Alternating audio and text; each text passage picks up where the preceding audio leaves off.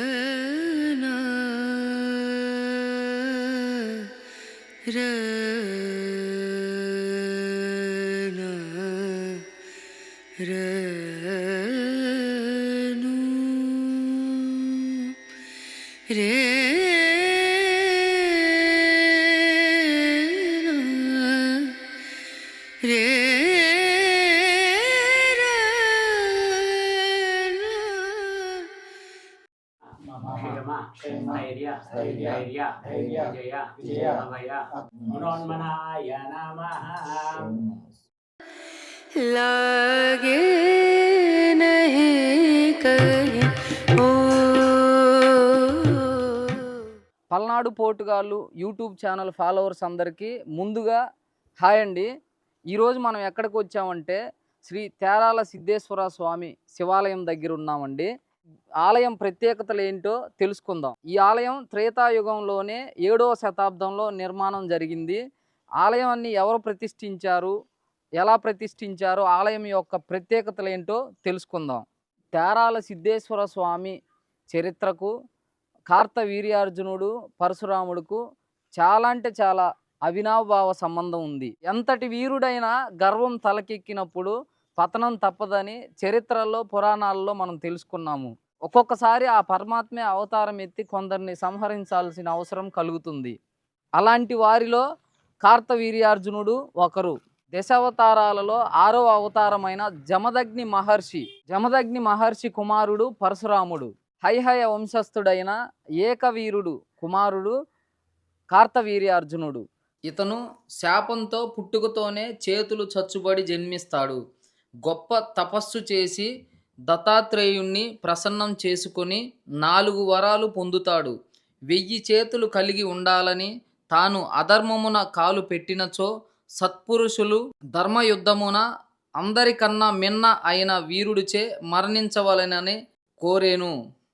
అది మొదలు మాహిష్మతీపురం మాచర్ల రాజధానిగా చేసుకొని తనకున్న బల పరాక్రమాలతో 1000 చేతులతో ఈ భూమండలం మొత్తాన్ని పరిపాలన సాగించేను. 10,000 యజ్ఞాలు చేసి బ్రాహ్మణులకు గురుదక్షిణ ఇచ్చేను. 100 సంవత్సరాలు ధర్మముగా పాలించేను. మానవులే కాక యక్ష కిన్నెర కింపురుష గంధర్వులు కూడా కార్తవీర్యుని పరిపాలన మెచ్చుకున్నారు. దీంతో కార్తవీర్యార్జునుడిలో గర్వం ప్రవేశించి తనను మించిన వాడు లేడనే అహంభావంతో ప్రవర్తించేను. ఒకనాడు మాచర్ల సమీపంలోనే అటవీ ప్రాంతంలో వేటకు వెళ్ళాడు. అలసిపోయిన కార్తవీర్యార్జునుడు తేరాల సమీపంలోనే పరశురాముడు తండ్రి జమదగ్ని మహర్షి ఆశ్రమానికి వెళ్ళాను. పరివారం మొత్తానికి ఆకలి తీర్చిన మహర్షి వద్దనున్న గోవును చూసి కార్తవీర్యుడు ఇలాంటి గోవు రాజు వద్ద ఉంటే ప్రజలందరికీ ఆకలి దప్పులు తీర్చవచ్చునని భావించి ఆ గోవును తనకు ఇవ్వమని అడిగేను. జమదగ్ని గోవును ఇవ్వననటానికి నిరాకరించడంతో ఆగ్రహించిన కార్తవీర్యార్జునుడు బలవంతంగా ఆశ్రమం నుంచి గోవును తీసుకొని మహిష్మతిపురం మాచర్లకు వెళ్తాడు. ఆశ్రమంకు వచ్చిన పరశురాముడు విషయం తెలుసుకొని మాచర్లకేగేను. కార్తవీర్యార్జునుడితో యుద్ధం చేసి సహస్ర బహువులను తలను ఖండించి సంహరించేను. కామధేనువు సంతతికి చెందిన గోవును తిరిగి ఆశ్రమానికి తీసుకురాగా తండ్రి జమదగ్ని వరప్రసాది అయిన కార్తవీర్యార్జునుడును సంహరించడం వల్ల నీకు పాప కలంకం చుట్టుకుందని పాప పరిహారార్థం పరమశివుణ్ణి ప్రత్యక్షం చేసుకొని పాప విమోచనం పొందాలని పరశురాముడిని ఆదేశించేను. వెంటనే పరశురాముడు ఆశ్రమం సమీపంలోనే సిద్ధేశ్వర క్షేత్రంలో తపస్సు ప్రారంభించేను. అంతటా పరమశివుడు ప్రత్యక్షమై 108 శివలింగాలను ప్రతిష్ఠించడం వలన పాప విమోచనం కలుగుతుందని పేర్కొనేను.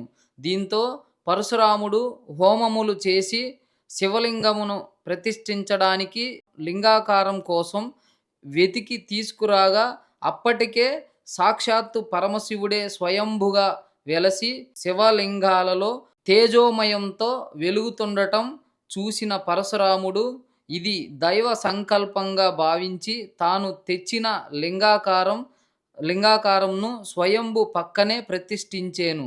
ఇప్పటికీ ఈ ప్రాంత ప్రజలు ఈ దేవాలయంలోని ఒకదానిని పుట్టుడు లింగమని మరొక దానిని పెట్టుడు లింగమని పిలుచుకుందురు.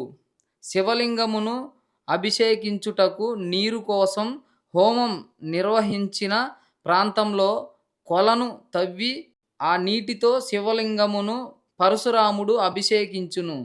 పరశురాముడు తవ్విన కొలను రుద్రగుండమని లేదా విభూది కొలను అని పిలుస్తారు.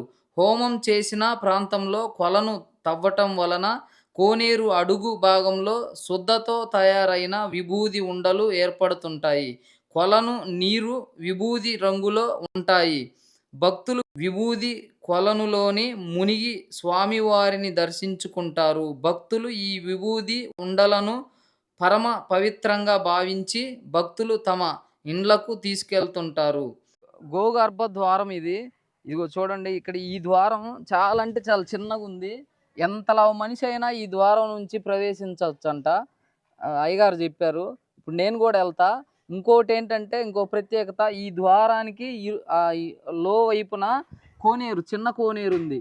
అంటే పెద్ద కోనేరులో నీళ్లు ఉంటే ఇక్కడ దీంట్లో కూడా ఉంటాయంట.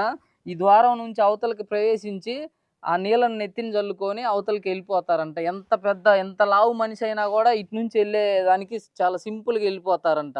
ఇప్పుడు నేను కూడా వెళ్తా, ఒకసారి చూడండి. ద్వారం ఏమో చాలా చిన్నగా ఉంది. నేను పడుతున్నా లేనా అనే డౌట్ కూడా ఉంది. ఒకసారి